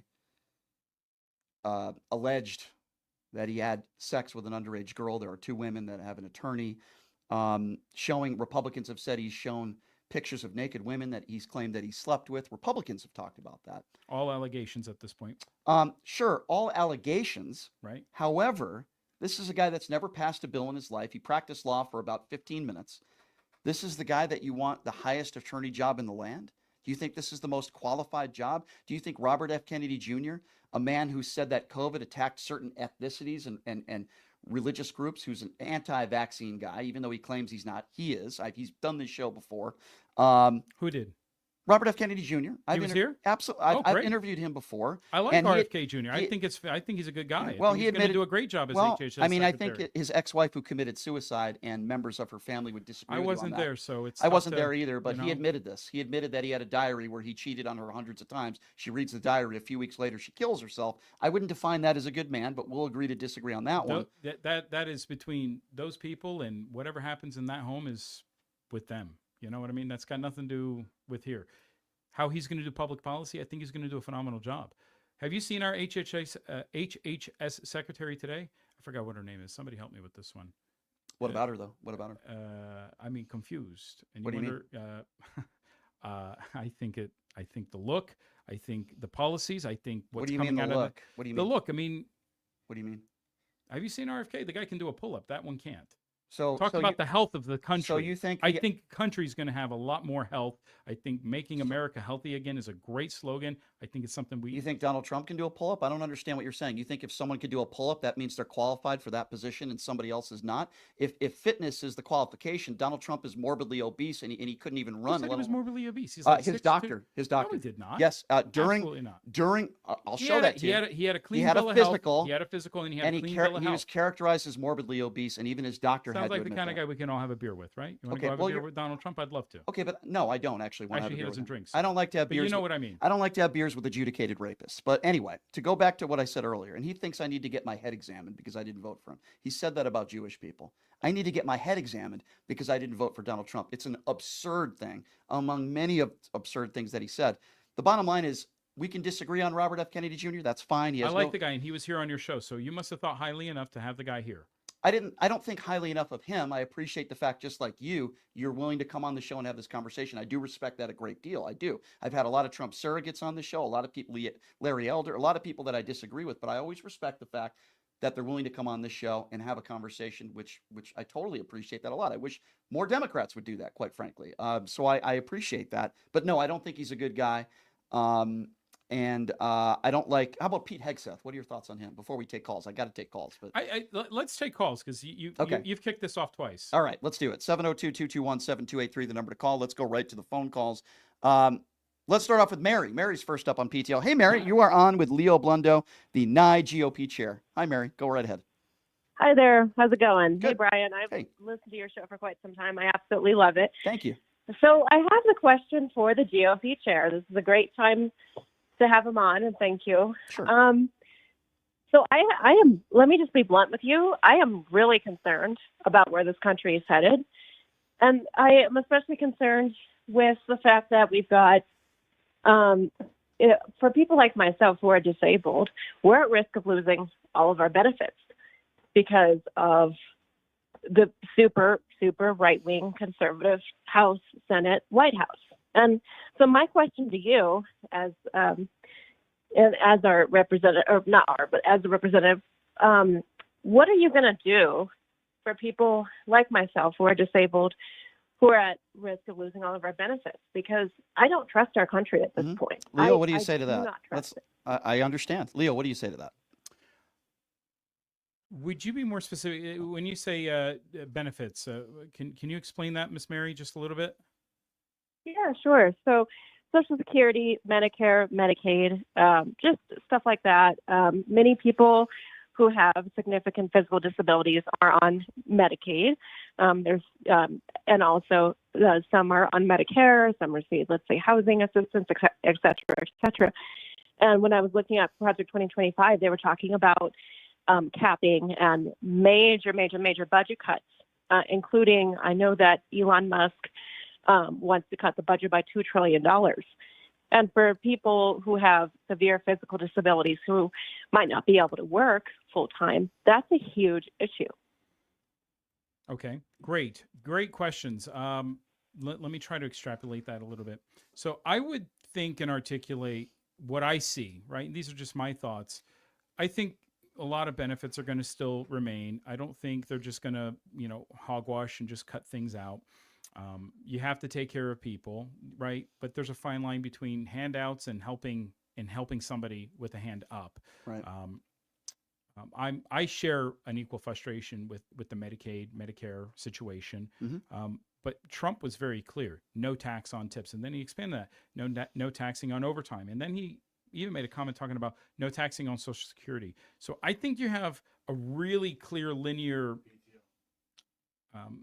direction where Trump's going to go. He's trying to cut those taxes. Yeah, I don't think he's going to pass that, by the way, the no tax on tips. And he hasn't. I think he can. I think he. Well, let me ask you a question on that, a policy question. Let me finish with her, but I want to circle back on that one. So I think you have clear direction from Trump where that can go, and with that kind of with seeing where that's going to go, I think it's going to financially get better for people. But I don't think it's going to be this broad wash of cutting. And then you mentioned Elon Musk. They did a study. One of the things that was brought to the attention, they did a study in I forgot the country. I want to say it was like England or Britain, where they spent $100,000, on fish. It's like, why is America doing some study on fish in Britain? It made no sense. And then they had another one, which really it was like $2 million grant to make monkeys transvestite, to study transvestite women. I didn't hear that one. I'm confused. That makes so when we talk about $2 trillion in cuts and savings, I would invite you to look and say, there's frivolous grants and programs out there that need to be cut. Okay. Let's just start there. I don't understand some of these grants, and God help us on that one. But then I think they're streamlining government efficiency. We're in a digital age. We DocuSign. Do you remember back when you used to sign your real estate, to buy a house? Holy guacamole, 80 pages. No, I understand. There's a lot of people that are concerned out there. So she's one of them. And I can really appreciate that, Miss Mary. But then I really look at the situation and I go, when is government going to come out of the 16th century? Can we get into the 19th or 20th? I agree. Please. People like myself will criticize Trump, though, and say that Trump got us into $8.2 trillion in debt in 4 years. So we'll see if he'll be fiscally responsible. But Nikki Haley actually spoke about that on a debate stage. All right, let's take another call, 702-221-7283. Let's go to Jack. Jack is next up on PTL. Hey, Jack, you're on with GOP Chair Leo Blundo. Go right ahead. Hey, Brian, what's going on? Hey, what's this guy's name? Leo? Leo Blundo. He's the Nye GOP chair, a former Nye County commissioner as well. Yeah, Leo, complete hypocrite, man. Nice to meet you. Listen, Brian, this is the typical GOP wannabe politician with a Christian background that makes excuses for everything you brought up. Brian, you brought up somebody stealing from a charity, and he says, well, you never stole a Snickers bar? and then you talk about let's let Leo walking into respond to a that. Yeah, let's let Leo go ahead. Leo. Go ahead. Let him respond to that. Go ahead, Leo. Well, I thought you were calling with a question, so I thought it was interesting. You called me a hypocrite, but you started off with the hypocrisy. So I'm waiting for your question, sir. Yeah, my question is, like, are your constituents supposed to think that your worldview doesn't come into effect when you vote for somebody who's an adjudicated sexual assaulter, and then you want to talk like you would make an excuse like, oh, Brian, well, I guess you never did that. Like, what is your excuse for that? Can I ask you that question? Go ahead, Leo. Yeah. Thank you, Jack. Here on the show, there's a level of showmanship. Brian has viewers like yourself, Mr. Jack, where and I like the word bombastic because I think you got to drop bombs, and it has to be exciting. Otherwise, there's no drama, and then viewers like Jack aren't going to call in. I've been very forthcoming with just trying to have a nice dialogue with you. So I think if you got to know me and you wanted to have some conversation, and I think we're trying here, Mr. Jack, I mean, I'd be open to that. But again, at the end of the day, I think you started the conversation with part of the problem, which is, you're a hypocrite, and then you engaged in the very hypocrisy yourself. And I thought that was a little disingenuous, but we'll get to another call. But Leo, I don't know where I was going with that. If I may ask you, would you characterize Donald Trump as being bombastic? I think he can be at times. Well, I'm passionate, and I can appreciate that. I can only speak for myself. I've watched your show on I appreciate that, and I've always wanted to get you on the show. And like I say before, and I say again, I appreciate you being here. We might not agree on everything, but I always respect the fact when you're a stand-up. But don't person. you agree? There's a level of showmanship here, right? I mean, there's got to have a little panache. So you have here's what I'll say. Otherwise, you can have just a very boring show just like this. Well, and I'm not blah blah blah. Right? No. So there has to be a little. So there are conservative talk show hosts in Las Vegas that do talk like that. That have 4 listeners. I think there's a reason why I have 200,000 listeners a day on social media, and it's because I'm very opinionated, and I'm not trying to gloat here, but I've never said anything on the air that I don't mean. There are people that are on media, on the air, Sean Hannity and others, that know that Donald Trump is a scumbag because they've made similar statements like that off the air. Everything I say on the air, I believe, and I'm very passionate, and sometimes I get into it with MAGA callers, and believe it or not, we do get a lot of MAGA callers that call into this show from time to time. But I'm always going to tell you how I feel. I'm never going to be fake. And I do believe that when Donald Trump wakes up in the morning, and going back to Donald Trump, and then we'll get to another call, when he wakes up and he puts on his 8 layers of orange makeup, he is a phony. He is a fake. He's lived a fake life his entire life. Whether it's you're a Christian man, are you okay with him selling Bibles for $60 and then made in China for $3, where most people could get Bibles for free? I mean, when I talk about these things, I mean it. He's Leo, you're a good Christian man. He's selling Bibles for $60. You can't tell me you're okay with that. Man, those tariffs are high. Okay. Well, all right. We'll move on to another call. I know, Leo, you're not okay with that. I know you're not okay. I'm Catholic. Okay, I apologize. Well, Catholic and Christian I know are under the same guise. You are not okay with that. Come on, man. Give me that at least. I'm Catholic. Just Leo, he's selling Bibles. They're getting made for $3 in China, man. Give me that at least. Do you have the invoice? It's proven. I want to confirm. I want to see this. If that's true, which by the way it is, they're making it for $3 in China. It's been proven. I would expect it to be made for less, unless we're talking about inflation. Why would you sell them for $60? Can you admit some of these people at least are a little cultish? Like they buy patches of his suit when he had to go in and get what's the word I'm looking for? When he had to go in. When he surrendered, he's selling patches. They're selling Trump condoms. They're selling Trump shoes for $60. You don't see Democrats doing stuff like that. Don't you think it's a little cultish and weird when they do stuff like that? The Trump Bibles, the Trump shoes. That's a little strange, isn't it? I think it's a little strange that any of these politicians are selling the gear the way they are selling it. But, it's merchandising. It is what it is. Can you name me another politician on the left that's doing anything close to what Donald Trump is doing? When he's selling Bibles and gold sneakers and that crap. There are politicians on both sides of the aisles that are selling merchandise. Can you name me one person that's selling Bibles on the left? Biden and Harris were doing the same thing. They're selling Bibles? They had the Obama hat. Remember the Obama hat? So you're comparing selling a hat to a Bible? No, you said merchandise. I'm talking about merchandise. I'm saying the things that Donald Trump sells, okay? Like Bibles and patches of his suit when he had to turn himself in. That's merchandise, is it not? Is there anybody on the left that's selling that type of merchandise? They're all. We're not I don't know specifically who's selling what. To be clear, I'm doing is doing the Yeah. same thing you're doing. I'm answering your question with. Mhm. I think politicians on both sides are selling merchandise. I have no You're problem trying to be with- specific and say it's a Bible. I have no don't- problem with hats or You have- shirts. Every politician sells that. If you support your, Pins. yeah, no problem with that. I'm not talking about that. I'm Clippings of their talking about- Right, exactly. All right, we'll get to. I another didn't call. know that's. But Yeah, okay, yeah. It's I'll take weird, your word on and that. it's cultish. 702-221-7283. Let's go to Al. Al is next on PTL. Hello, Al. Hey, Brian, I don't know how far I'm going to get with this with you, but I have a question for you.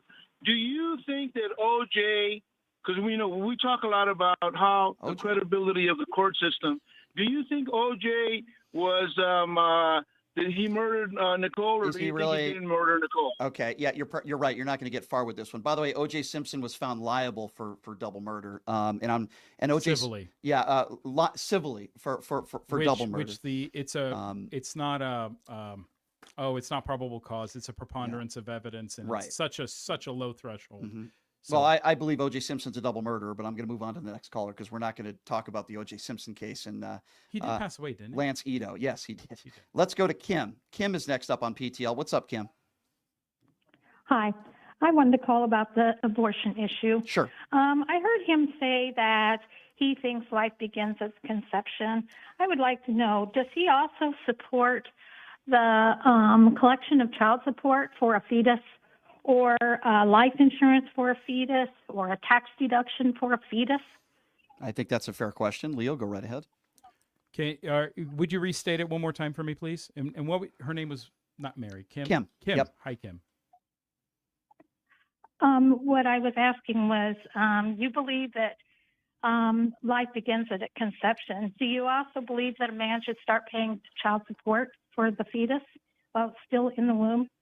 They should be able to get life support or life insurance for the fetus, or a tax deduction for a fetus? I would like to think in a little bit more of a perfect world, which we don't live in. Once you make that decision, you're having intercourse, and you like the woman, the woman likes the man, and you guys make a decision to have a child, that you're going to be there to support that and be a masculine man and take care of your child, from conception and move forward. But you should be taking care of the woman. You should have a strong home, things of that nature. So I think you may have an example in your mind that we would have to discuss a little bit more in depth. But I mean, I was there for my son, so I don't understand maybe the question to the degree, because then you mentioned a tax deduction for a fetus, and I probably need more information there. I don't understand where you're trying to go with All that. right, fair enough. We'll move on to the next caller. 702-221-7283. Charles is next. What's up, Charles? Hey, Brian, I'm a regular caller, man, and I appreciate Sure. you having the show on. The question for your guest is, and I find it ironic and sad that you've got a gentleman on your show who was arrested for attempting to strangle his wife, who was accused of taking pictures of her without her consent and posting them on dating sites, and asking him about how he feels about Donald Trump, an adjudicated rapist and sexual assaulter. Well, I'm going to let help me out. Help me out. I'm going to let Leo respond to that himself. I'm not really interested in getting into any of his personal stuff, but Leo, if you want to respond to there's a that. certain degree of hypocrisy. We Yeah. talked about it earlier. The other caller said that, and I find a tremendous amount of hypocrisy on Well, him being on your show. Leo can speak for himself on that one. Go ahead, Leo. Caller's name Charles, right? Mr. Charles. Charles, how you doing, bud? I would be happy to share. So that case got dismissed, and that was a little bit of lawfare against myself. It was filed as a felony, which is unfortunate, and then they dismissed You were not it. convicted. No, sir, not guilty. Right. Yeah. Okay. Case is completely adjudicated, dismissed. It is gone. It was just bleeding of the money. So it's an unfortunate thing. My wife at the time, she had a drinking problem, and she was mixing that with some prescriptions that she was taking. She's made some public posts about that. She Gotcha. said stuff that she didn't believe, but she was out of her mind. You guys still talk? Yeah. You have okay relationship? Yeah. Okay. Well, I'm happy to hear that. Yeah. Good. So And has she gotten the help that she needs? She has, and Yeah. I'm happy to report that she's no longer drinking. Good. She's off I'm that happy to hear that. medication. These medications, I hate to say it, but when you mix them with alcohol, well, that's very dangerous. So yeah, I understand that. Those were all false allegations. She's publicly said that, and the case got dismissed, not guilty. So I'm not quite sure. I know headlines sell, and there's a gentleman out where I live in my neck of the woods who only likes to repost headlines because that's what people will see. Listen, to be fair, I was aware of those allegations. The reason why I didn't bring them up is because you were never convicted of anything. So I thought it would be a waste of time to bring it up, and that's why I didn't bring it up. 702-221-7283. Let's go to Bev. Bev is next up on PTL. What's up, Bev? Yeah, I got a question for Leo about abortions. Sure. Okay, you and your ex were obviously lucky enough to not have troubles and have a healthy son. I have a friend who had 10 pregnancies in order to have 4 healthy children. 3 of the pregnancies resulted in miscarriages, which she needed technically an abortion to get the dead baby out of her womb. And 3 of the pregnancies were ectopic pregnancies where they're in the fallopian tubes. And if it was left to grow, it would kill her. So she needed that removed, which is also technically an abortion. How do you feel about that? What's the caller's name? Miss Bev. Bev. Yep. I would, just on the limited information that you just shared with me, I mean, my heart goes out to that family trying to conceive and have a child. I mean, that's, there's some strength and perseverance that they were determined to have kids, and that's an unfortunate set of circumstances that biologically things didn't add up and there were miscarriages. That's just, I haven't experienced that. It's a horrible situation. It's it's terrible. Yeah. And I wasn't aware that they labeled that, because if it's in the fallopian tube, I mean, you have to do something, otherwise, the mother would perish. Again, I think those are some real exigent circumstances to be looked at. And maybe if the abortion issue, and again, let me put a period here at the end of that statement. Let me just say this. I think that's all very unfortunate. And, my heart goes out to that family, period. Absolutely. The broader sense of abortion is perhaps if it wasn't so bombastically flamboyant on both sides, where everybody's just throwing gas on gas and expecting to put a fire out with more gas, and then there's some more gas. And then I thought you brought kerosene because I heard that burns too. If maybe everybody could just relax, take a few deep breaths, be reasonable, and have conversations and try to govern and say, what's the best for this country? You never know what could happen. Can I ask you a question? We have more people on hold, but I want to, do you feel like any of my positions, you're a Republican, we disagree on a lot of things, even though I'm not a Democrat, I'm an independent who actually didn't vote for Barack Obama or Hillary Clinton. I'm just very anti-Donald Trump.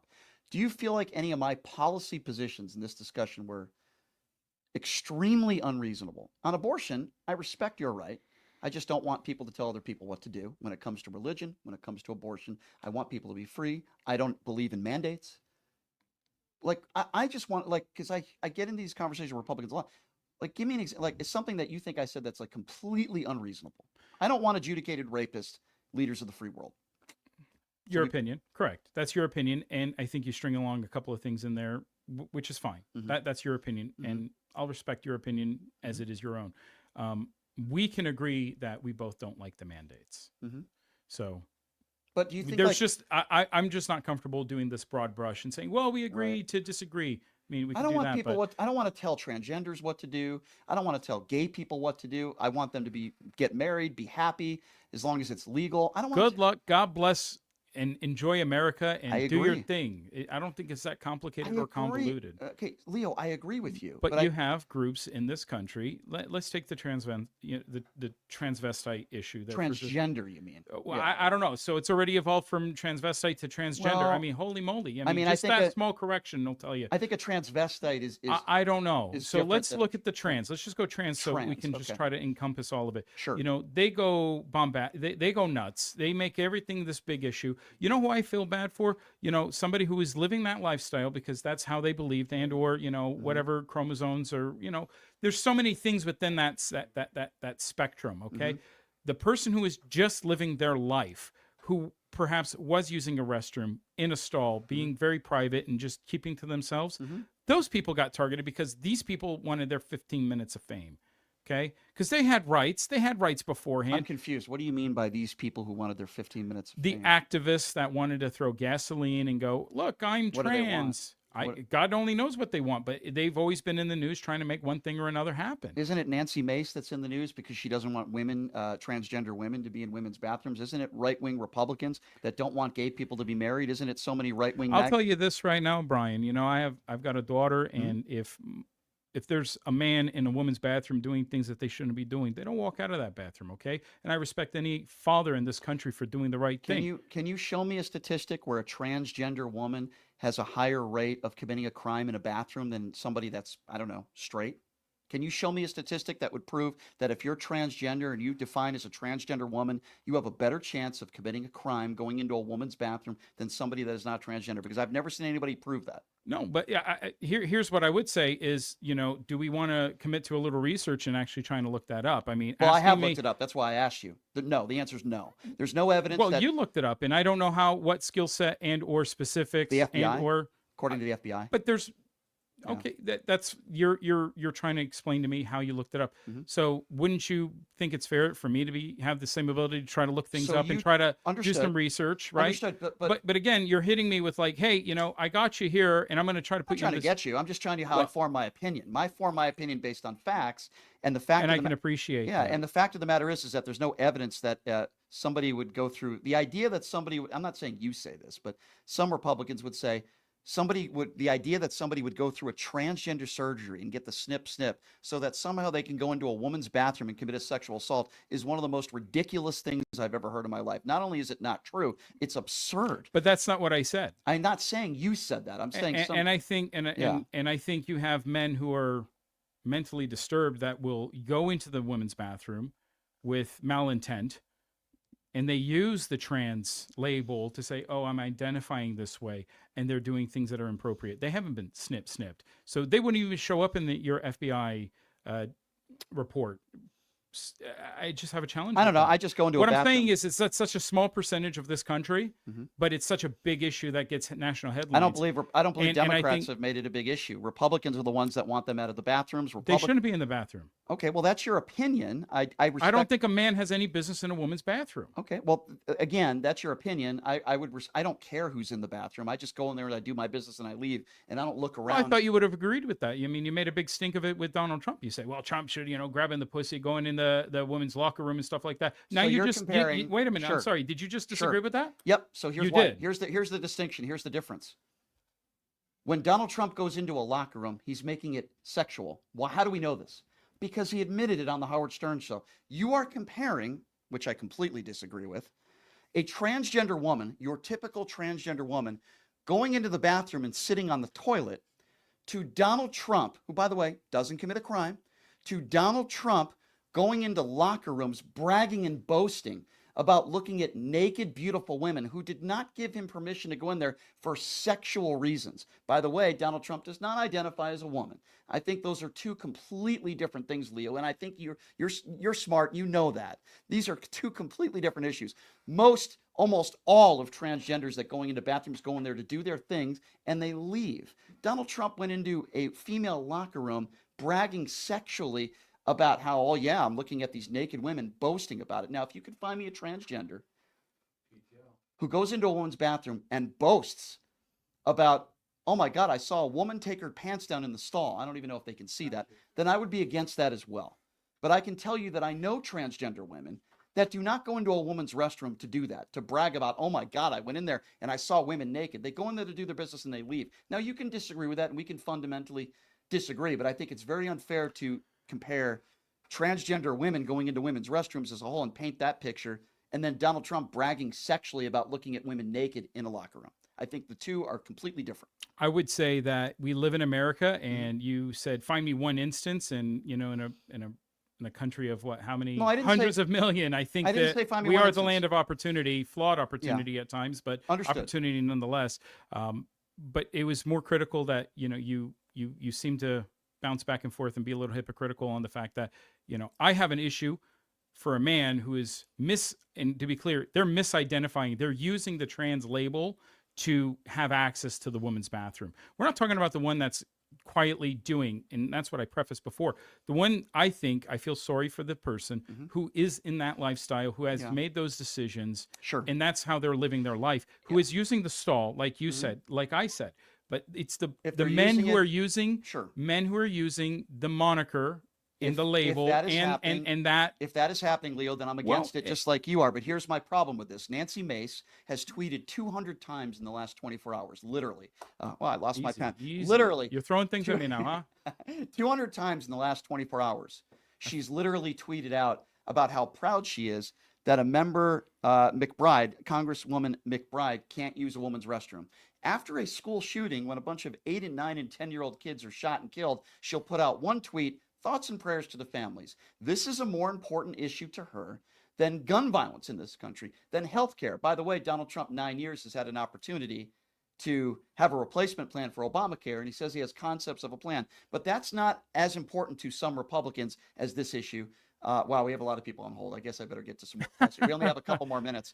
Who are we going to next year? Let's go to Melinda. Hi, Melinda. Go right ahead. Hi, Brian. Really glad to talk to you. I'm very concerned with what Leo is saying about being Catholic and that sort of thing. I'm sorry, that's an excuse.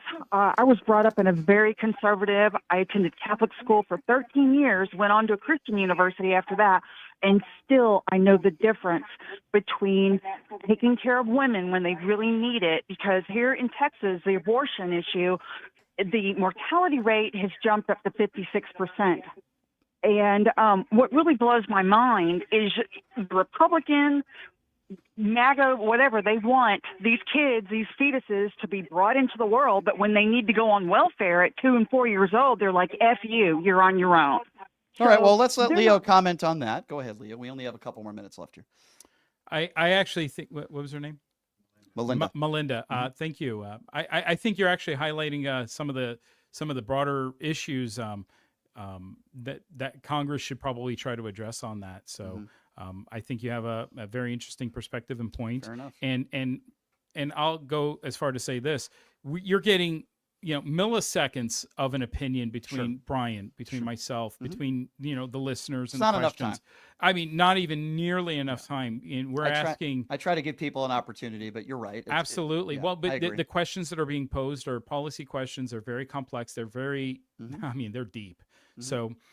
I would invite, again, a broader, deeper conversation into that subject matter. Unfortunately, but I think she has a really good point that Congress should probably address. Sometimes when we're pressed for time, we got to go quickly here. I'll try to get a couple more people on. Esther, I got about 30 seconds for you. Go right ahead. I have a quick moral question. You were raised Catholic, so evidently you went to church all your life. I was raised a Christian, so I went to church all my life. Been taught many times over and over and over how you do good and you respect the people out there, give them strength, give them help, give them a helping hand, all this stuff. But Donald Trump, who is morally vile, and you support that? I mean, really? I asked Leo that question, and not to beat a dead horse there, but I think we disagree on that one. I agree with her. I don't think Donald Trump I think Donald Trump is morally bankrupt, based on the way he's lived his life. I know you disagree with me on that, but I'm just going by the way he lived, Leo. The way he's lived his life, man. 5 kids with 3 different women, 30 women that have accused him of rape, the personal attacks on women's looks, the attacks on our military. So you're going to get people that are going to kind of echo that, but I know you disagree with me, right? Yeah. Thank you for calling and sharing your thoughts on that. I mean, yeah. I mean, I didn't hear a question, so it wasn't really a question. I think it was more of a comment where how you can support somebody like that who did this, this, and this. But we've kind of beat a dead horse there. But okay, let me end the show by saying this. I really do appreciate you being here. I was just getting started. The thing is, we could take 3 hours of calls, literally across the country. People could call in and just ask you question after question after question. Some people are going to agree, some people are going to disagree. So maybe we can do it again where we have more time where people can call in. But I really do appreciate you being here. As I would say for anybody you knew coming in here, we probably would disagree on a lot of things. But you were still willing to come in here and have a conversation with me. And I really do appreciate that. I do. I don't think it's negative to just disagree. I think if you want to move things forward, you have to listen. And I agree. I've just been trying to listen to everything you're sharing, and your thoughts and opinions, and they are your own. who am I to try to change your mind? But No, but I think it's important, like we would agree, to have these types of conversations. And Yeah. listen, there are some Republicans in this state that will not come on my show. There are some that will. And I appreciate you're one of those people that's willing to do so. And you're always welcome back anytime. Even if you're trying to push something in Nye County that you think is beneficial to your constituents, I would be happy to talk to you about it, either in studio or through Zoom or something. You always have an opportunity to come on this show. And I greatly appreciate you being here, Leo. Thank you so much. I appreciate it. Thank you, Brian. And thank you to the listeners. Thank you. Without you, Brian doesn't have a show. Well, so that's true. Thank you. I definitely need listeners, right? We definitely agree on Let's that. make sure we thank the right people here. Let's end on something we definitely agree on. That's Leo Blundo, everybody. Stand-up guy for coming in here. I really appreciate it. Nye GOP chair, former Nye County commissioner. Hopefully Leo can come back on again at some point down the road. A very staunch Trump supporter. Will Chamberlain will be joining us on the show tomorrow. Look forward to that. Check out the website, pushingthelimits.live. We'll see you tomorrow, guys. Same time, same place. Have a great day.